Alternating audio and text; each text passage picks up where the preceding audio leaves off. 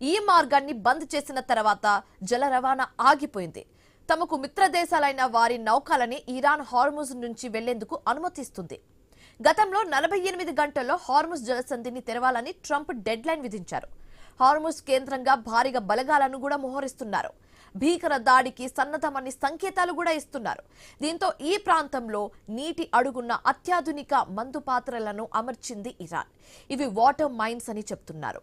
Hormuz లోని high risk choke point లో పెట్టడంతో ఈ మార్గంలో వెళ్లే ఓడలకు ఇబ్బంది అని చెప్పొచ్చు.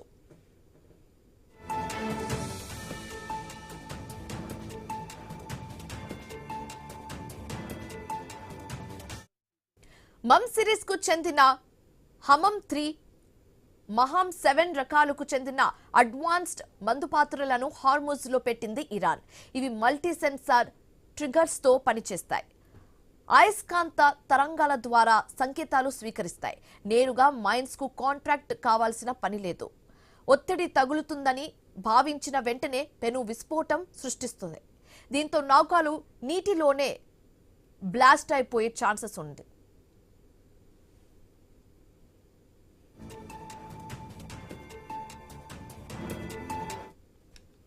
నీటి అడుగుల్లో ఉండే మైన్స్ కావడంతో ఇవి కంటికి కనిపించవు. మైన్స్ ఎక్కడ ఉన్నది, వాటిని ఏ పాయింట్ లో అమర్చిందని కూడా తెలియదు.